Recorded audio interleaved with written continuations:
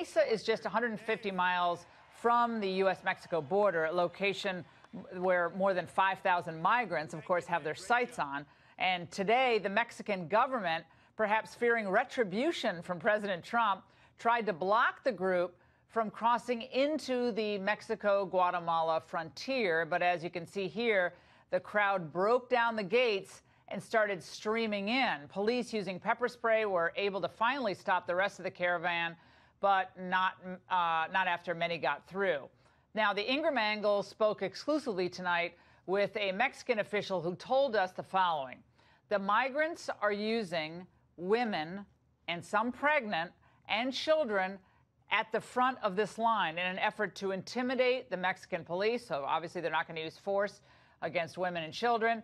And the same official relayed to us that there are currently 1,000 Mexican federales at its border with Guatemala. Reinforcements are being sent in as we speak. And the police are telling this source that many of the people inside the caravan grew violent today, injuring 6 to 7 Mexican police officers who themselves have no weapons except shields, and they do have some batons if things get bad, and tear gas. The official closed his conversation with the Ingram angle, saying following, we will not allow our country to be literally invaded from the south. It is critical now to take a stand, because if this model is the immigration model going forward, you will see a caravan of this size coming every week. So Mexico has its own interest in stopping these caravans from flying through Mexico. And now what you see right here is not from the caravan, but take a look at this video Fox News obtained. This is yesterday morning at 3:30 a.m. in Yuma, Arizona. Now you can see 4 different groups of illegals climbing over the border wall, dropping right into the United States. And as President Trump said last night, this could be the election of the caravan. And I wanted to bring in right now former House Speaker Newt Gingrich. Newt, thanks for being here tonight. A big night. Let's start with this caravan issue. The president said this could be the election of Kavanaugh and the caravan. Kavanaugh, we understand, because of fairness and due process, and men feel like they're being targeted unfairly.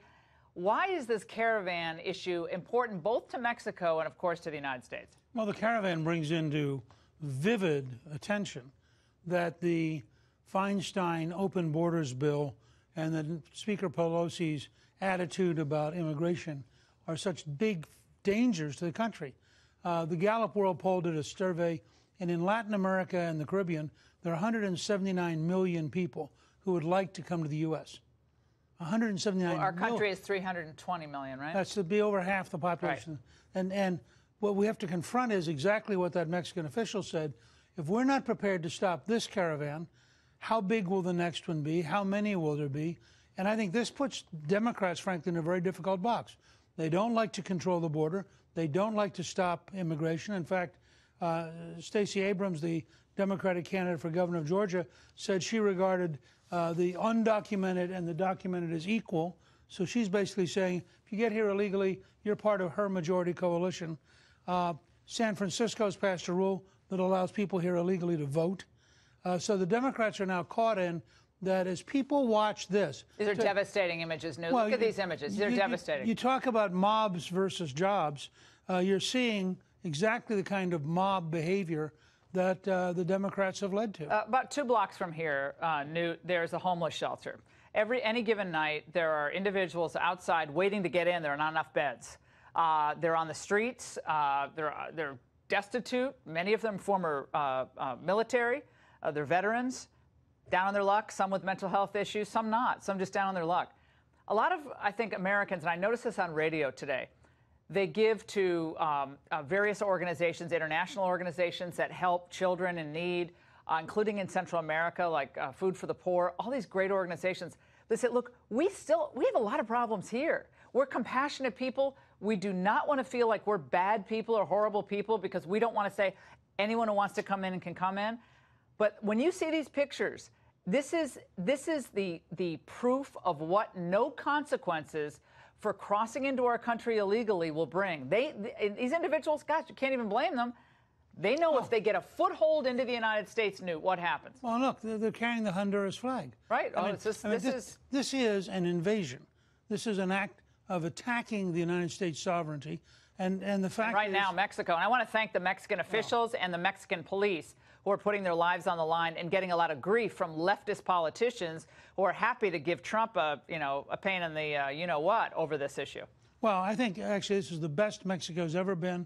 Ever. I attribute that to President Trump and Secretary Pompeo.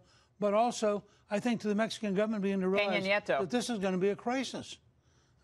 You can't have thousands and thousands and thousands of people decide to break the law and have any expectation that civilization is going to withstand it. I want to hear from Mike Pompeo addressing the issue of women and children being used, Newt, as a type of human shield. Let's watch.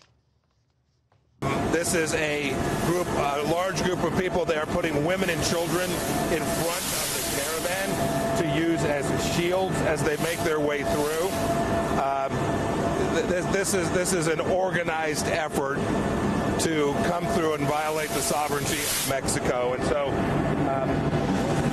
all that we can to support the decisions that Mexico makes about how they're going to address this very serious and important issue to their country. Newt, I think this is a major challenge, as you said, to the Democrat Party.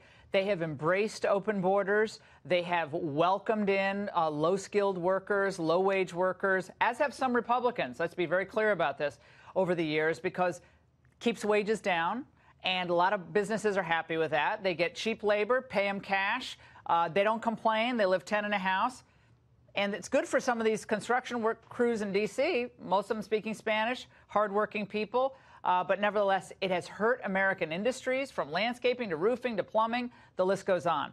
I'm telling you, this is a mistake for the Democrats to embrace this. A huge mistake. And I think the whole imagery that you now have these people, I mean, first of all, they're political activists. They're not refugees. They're political activists. You raised the question last week, which I keep raising on Twitter. Who's paying for all this? As you mentioned to me just before the show, this has gone from 3,000 to now we think 5,000 people. If it takes $7,000 a person, that's a $35 million project. Huge. Now, who's paying for it? And by the way, if it's an American group paying someone to come and break the law, that's called aiding and abetting, and that's a crime. Yeah, the Lutheran Church and the Catholic Church does get about $90 million. The Catholic Church, Lutheran Church, not quite so much, to resettle migrants in the United States. So a lot of the migrants that cross the border we can't keep them, we don't have any housing, are then dropped at bus depots. William Longinus at Fox did a great report on this yesterday. And then they're transported all across the United States, first in shelters paid for by the Catholic Church, Lutheran Church, other organizations. They do get an enormous amount of money to do this. So there's an interesting like revolving door of cash from the federal government to these NGOs and 501c3s. I want to play a soundbite from tonight. The president, Newt, talking about this very issue. Let's watch in Mesa. Right now, as you know, Mexico is on their southern border, and they're fighting some bad people in that group. You know, you see the people come up and you listen to the fake news back there and you think they're all wonderful people, right? No, you think, I'm serious. You think they're all wonderful people. You got some bad people in those groups. You got some tough people in those groups. And I'll tell you what, this country doesn't want them, okay? Yeah, and I think, again, America is a welcoming country. We love merit-based legal immigration, true refugees, a lot of Christians in the Middle East who have had a really hard time getting here. In Western Europeans try to get the visa lottery, which a lot of us want to get away with. Do away with. But Newt, he's right. America, they see that this has gotten totally out of control, and it's just a question of fairness at this point to the American worker. Well, it's also a question of fairness to people who have obeyed the law. Remember, we accept more legal immigrants 1 million a year than any other country in the world. 1 million. So those folks have all obeyed the law. They look over here at somebody who's breaking the law, and I think there's a lot of resentment of why are these people being able to break the law. Newt, this was Jen Psaki, of course, former Obama administration official, on CNN talking about job growth. Speaking of the midterms, I want to play this. The job growth has been the case for 6 years. The job growth was actually better in the last year of the Obama presidency than it was in the first year of the Trump presidency. So he's benefiting from that. The reality is that a good economy is good for politics for the person in charge. It was better under Obama. Was manufacturing jobs? Well, she had a better job under Obama. I think let's start with her. I mean, I think she had a better job. It's a Friday night here. It's really fun. No, you look, I mean, lowest African-American unemployment in history, lowest Latino unemployment in history. I think we're now have the lowest general unemployment since like 1969. It's pretty hard not to believe that President Trump and his policies have made a very positive impact. The only major economy that's growing right now is the United States. None of the others are growing. And I think that we're doing something right. But I also think it comes back to this question, you know, we want to be a country that is welcoming to people who want to become Americans. And we want to become a country that's welcoming to people who want to obey the law and play by the rules.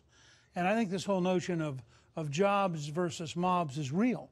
And you've seen it here at home with Democratic mobs. You're seeing it now trying to come up from Guatemala with a mob. And this is a very serious question. And you've had some very strange comments. I mean, the senator from Virginia who said that we ought to be punching and fighting in the streets. The former attorney general said we ought to be kicking Republicans. Hillary saying we can't be civil, you know, until we win again. That's right. So there's a whole, because they were so civil back then. Right. So there's all that we need to recognize that people have got to take a deep breath and ask themselves, what kind of America do you want to live in? And do you really want to live in an America where mobs are going to come into your restaurant to drive you out of it? Is that really what you're comfortable with? If you are, then you ought to vote Democrat. I'm begging them to do that to me, Newt. Begging. That'll be a great evening. Bring it. That's all I can say. This was President Trump tonight speaking about what America ultimately over time turns into if this continues. Let's watch. They will try to plunge our country into a nightmare of gridlock, poverty, and chaos. You know that. It's going to be a mess. Democrats want to raise your taxes, impose socialism on our country, turn us into a Venezuela, turn us into another Venezuela. Now, Newt, is that just overstatement? I don't think so. I think if you look at what the call, for example, the Democrats say they want to have universal health care for everybody. And in California, Gavin Newsom, the Democratic candidate for governor, says, and he would give it away to every illegal immigrant who showed up.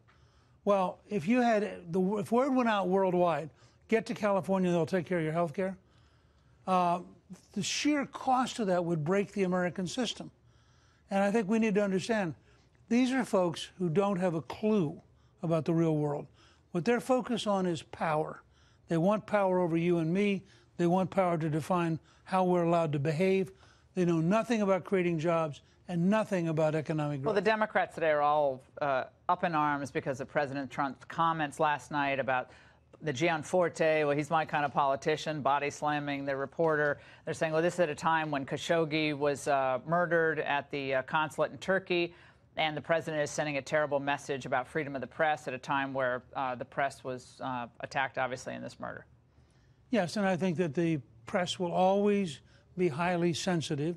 You don't notice when we talk about how dangerous it gets, how often the press are prepared to say that it was the Republican whip, Steve Scalise, who was shot, that it has been Republicans recently in Nevada who've been beaten up, that it was a Republican headquarters in New York that Antifa destroyed. You don't see much understanding in the press about the level of oppression from the left. Joaquin Castro, who's considered one of the shining bright lights in the Democrat Party, he's a congressman from San Antonio. He said this about Jared Kushner. Let's watch. Let me get to the point that I think is most disturbing right now. The reporting that Jared Kushner may have, with U.S. intelligence, delivered a hit list, an enemies list, to the Crown Prince, to MBS in Saudi Arabia, and that the prince then may have acted on that, and one of the people that he took action against was Mr. Khashoggi. So Jared Kushner basically ordered a hit? That particular comment is insane, literally insane. The fact is, Khashoggi is a public figure. Everybody in Saudi Arabia knew who he was. The idea that an American had to call and say, oh, gosh, you may not have noticed this guy. I mean, you really have to wonder sometimes, are these people just living in some fantasy world with no connection with reality?